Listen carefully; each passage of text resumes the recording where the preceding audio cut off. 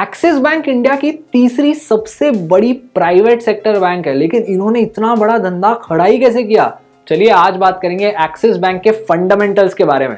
मैं आदित्य अयंगार स्वागत करता हूं आपका मास्टर द मार्केट में एंजल वन की सीरीज, जो यहां हर संडे ऐसे ही सारे कॉम्प्लेक्स फाइनेंशियल कॉन्सेप्ट्स को सिंप्लीफाई करती है ताकि आप हर रोज एक बेहतर इन्वेस्टमेंट डिसीजन ले सके।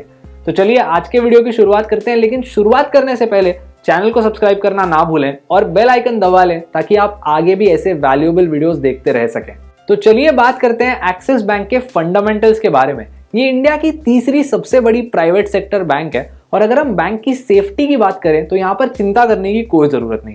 बैंक का जो कैपिटल एडेक्वेसी रेशियो है वो काफी हेल्दी है एट 18.54%। अगर हम बैंक के current account savings account Kasa ratio को देखें तो वो है 45% और बैंक का जो नेट इंटरेस्ट मार्जिन है that is the difference between interest income जो इनको आता है और जो इंटरेस्ट एक्सपेंस ये पे करते हैं वो है 3.47%। FY22 में एक्सिस बैंक ने 169 नए ब्रांचेस ऐड किए। इसकी वजह से उनका जो टोटल नंबर है वो 4750 ब्रांचेस को क्रॉस कर गया।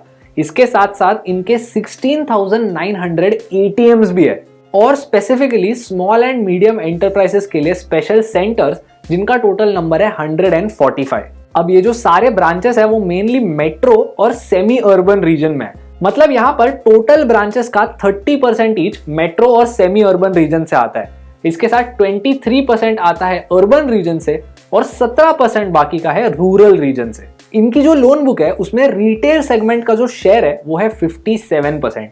And the good thing is that FY16 में ये शेयर था 41%। वहां से वो आज 57% पे ग्रो हुआ है इन 5 सालों के दौरान। पिछले 5 सालों में एनुअली बैंक के रेवेन्यूज 9% से ग्रो हुए और बैंक के प्रॉफिट्स 29% से। इस बैंक का जो टोटल मार्केट शेयर है वो 5% है इन टर्म्स ऑफ एसेट्स और 4.8% इन टर्म्स ऑफ डिपॉजिट्स।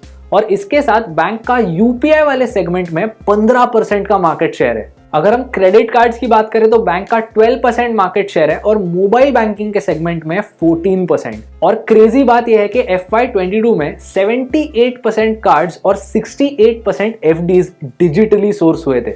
अगर हम फ्यूचर प्रोस्पेक्ट्स की बात करें तो सबसे रीसेंट क्वार्टर अर्निंग्स में एक्सिस बैंक ने सारे मार्केट एक्सपेक्टेशंस को बीट कर दिया। इसी की वजह से जो एक्सिस बैंक का करंट कंसेंसस एस्टिमेट है, यानी कि जो सारे एनालिस्ट होते हैं मार्केट में, उनका एवरेज एस्टिमेट 28% की अपसाइड दिखाता है from the current 900 rupees price level. जो फ्यूचर ग्रोथ है एक्सिस बैंक की that will mainly be driven by an improvement in the loan book और उसके साथ इनका सिटी बैंक का एक्विजिशन। देखिए, जब रिसेंटली सिटी बैंक ने अपना इंडिया बिजनेस एग्जिट करने का डिसीजन लिया तब उन्होंने अपने सिक्योर्ड और अनसिक्योर्ड लेंडिंग पोर्टफोलियोज और अपने कार्ड्स सारे एक्सिस बैंक को बेच दिए। इसी की वजह से अब एक्सिस बैंक को 1.2 मिलियन एक्स्ट्रा कस्टमर्स मिले सिटी बैंक के। इसी की वजह से इनके कार्ड्स के बैलेंस शीट में 57% की growth I, making them one of the top 3 card businesses in India.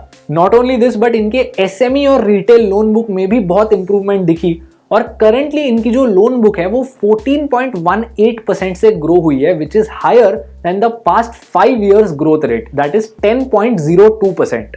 Bank के डिजिटल इनिशिएटिव्स भी पिछले 2 से 3 सालों में बहुत ज्यादा ग्रो हुए, लेकिन अब इन डिजिटल इनिशिएटिव्स का जो इफेक्ट है ये हमको फ्यूचर में ही दिखेगा और ये इफेक्ट हमको बताएगा कि बैंक ने और अग्रेसिवली एक्सपैंड करना चाहिए या उनके एक्सपेंशन प्लान्स को स्लो डाउन कर देना चाहिए। एनीवे, आपका क्या ओपिनियन है? Is axis bank a good investment? Comments में हमें बताइए।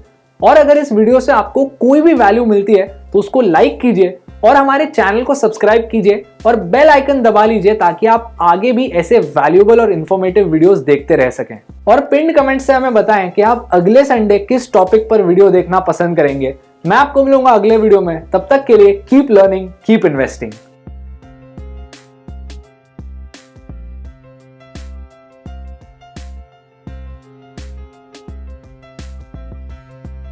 Investments in securities market are subject to market risks. Read all the related documents carefully before investing.